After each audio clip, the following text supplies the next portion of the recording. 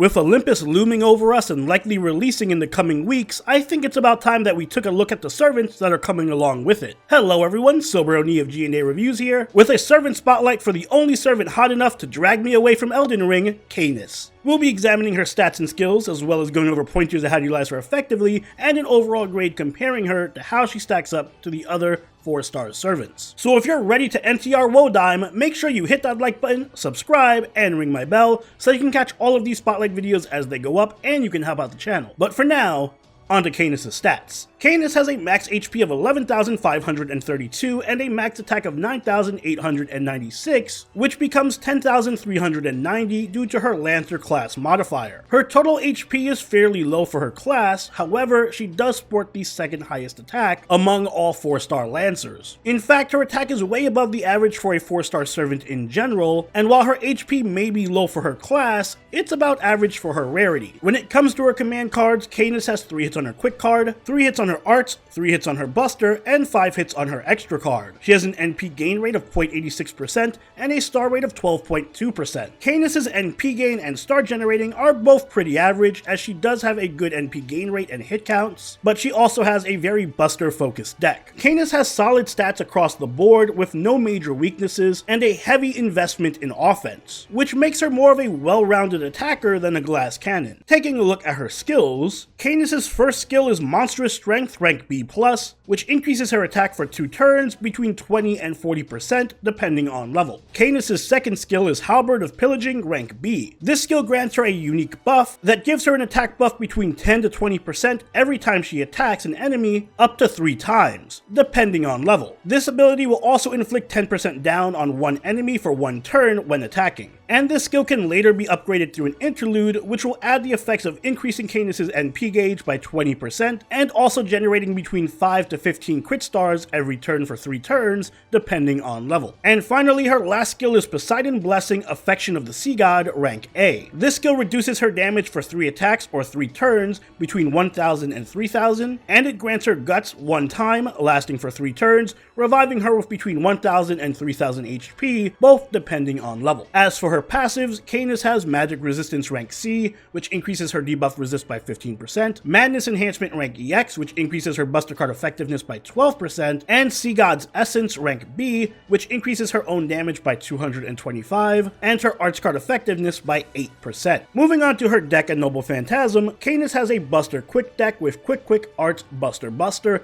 and a Buster Noble Phantasm. Her Noble Phantasm is Lapitai Caenis, which is an AoE buster attack that deals damage to all enemies with between a 300 and 500% damage modifier, depending on level. It also increases Caenis' crit damage by 50% for 3 turns, and it increases her own NP damage for 3 turns between 10 and 30% depending on overcharge. As a servant launching with a new story chapter, Caenis will of course require some new ascension mats. For level ascension, she's going to need 8 octuplet crystals, 24 stakes, 8 bloodstone tears, and 6 fruits of longevity. Octuplet crystals are best farmed at the Peach Blossom Shangri-La in Agartha, where they have a 40% drop rate. Stakes have a 67% drop rate at the Gallows Hill in Salem. Bloodstone tears can be found at Shinjuku 2 Chome in Shinjuku with an 18% drop rate, and the fruits are a new ascension mat which drop at the Interstellar City East in Olympus, where they have a 20% drop rate. For her skills, Caenis will also need 36 stakes, 12 octuplet crystals, 20 tiaras, and 16 phoenix plumes per skill. Tiaras drop at the Thanatos Island in Atlantis with a 38% drop rate, and phoenix plumes have a 35% drop rate at the Town Hall in Salem. Caenis may not be the 5-star on this banner, but that doesn't mean that she's all bark and no bite. In fact, Caenis is one of the servants whose gameplay really reflects her lore and character design. Just like in Atlantis, Caenis is a thunder and fury, spear first, questions later kind of servant, and she definitely has the attack power to back that up. Not only is her attack the second highest in her class and rarity, she also benefits from a generous class modifier that buffs it by an additional 5%. So suffice it to say that Caenis is designed to hit hard. But unlike most other heavy hitters, Caenis doesn't suffer from low HP or lack of utility. That shield of hers isn't just for show, as she does have some decent defensive stats, and average to good star generating and NP gain. Caenis even benefits from powerful passives in Madness Enhancement EX and Sea God's Essence, which noticeably buffs her NP damage and NP gain respectively. So stat-wise, Caenis is an absolute beast, but how well does that transfer over to her skills? Well, as expected, Caenis' skill set leans heavily on offense. Her first skill is straight up just monstrous strength, a simple but very effective 40% damage buff for 2 turns. A 40% attack buff is pretty massive, since it buffs all damage from Caenis, not just one card type. And because it lasts for 2 turns, Caenis can get a lot of mileage out of the skill with a Brave Chain, or if it's paired with crits, which makes it feel a little bit like a situationally better mana burst. But that isn't Caenis' only attack buff. She also has Halberd of Pillaging, a skill which grants her a unique buff that increases her attack by up to 20%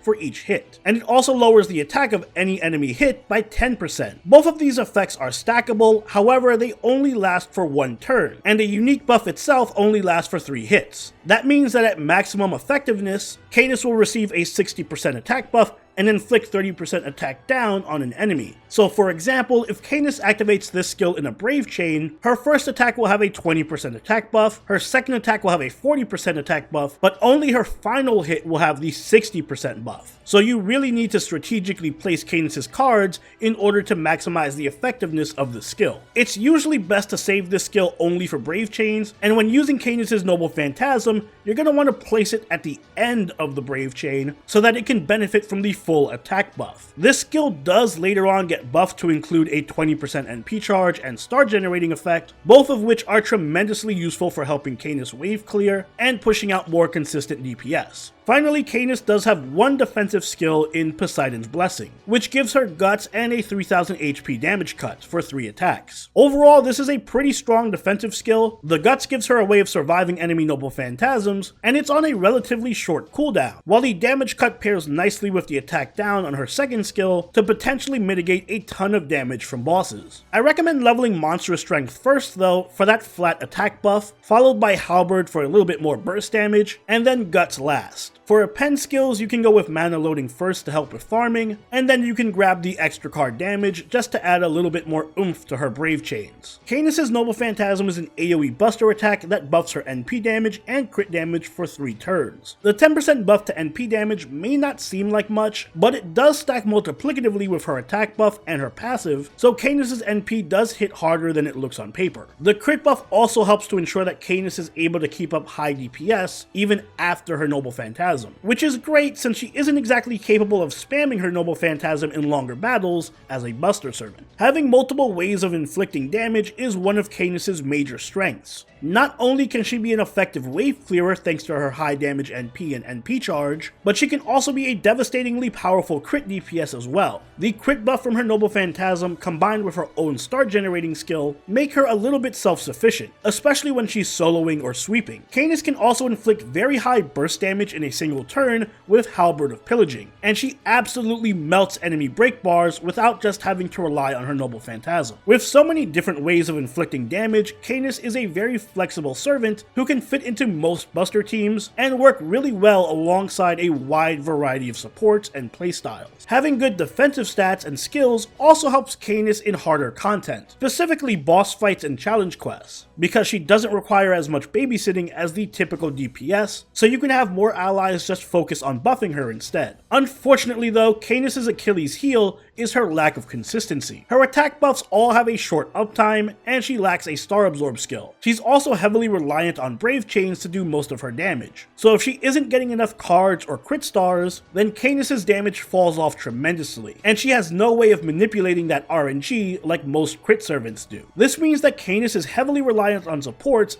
especially ones who can grant her Star Absorb or shuffle cards. In addition to that weakness though, Caenis also suffers from a bit of an identity crisis, in that half of her kit, her Noble Phantasm and her NP charge, is better suited for farming, but her general playstyle is more geared towards that of a single target crit DPS. So she does have a bit of the jack of all trades syndrome, where she's generally outclassed by more specialized lancers in their specific roles. But as I mentioned earlier, Caenis is nothing if not flexible, so she can fit in a lot of team comps. She primarily works best as a wave clearer or a crit DPS. For farming and wave clearing, it's best to pair her with supports who can specifically buff her buster card effectiveness and provide her with NP charge, like Shakespeare, Helena, and Osakabe Hime. All three of them can provide direct NP charge as well as buster buffs, which is ideal, and Osakabe Hime can even help her out with her crit DPS. Speaking of which, for a more crit focused build, go with supports who offer additional crit damage and star absorb, like Brynn, Jason, and Calamity Jane, who are all perfect partners for Caenis. Brynn provides unmatched crit buffing, and she can significantly elevate Caenis' damage and consistency. And as an Argo servant herself, Caenis benefits greatly from Jason's NP charge, crit damage buff, and star absorb buff, while Jane provides a lot of powerful buffs from Polar Star, provided that the team can produce 20 or more crit stars each turn, which Caenis should have no problem doing. Caenis' Bond CE is Sea God's Trident. It buffs the party's buster card effectiveness and crit damage by 15%, but decreases their defense by 10%. This isn't really worth using since you're better off just focusing on buffing Caenis' own damage, so for farming, give Caenis a craft essence that gives starting NP charge, like Kaleidoscope, Aerial Drive, or Beautiful Dreamer. For crit teams, it's better to give Caenis craft essences that can buff her crit damage or star absorb, like Joint Recital, Talk of the Hot Sands, and Victor from the Moon. In the future, I do heavily recommend picking up Like a Bird, which is a free event CE coming out later this year, that increases buster card crit damage and generates crit stars. And as you can probably tell by the card art, it's ideal for Caenis. And any command code that buffs buster crit damage is also worth using, like Mistress of Heaven. Overall, Caenis is a solid offensive servant with very high damage potential in the right team. Her ability to deal good sustained damage from her crits, as well as high burst damage and wave clear,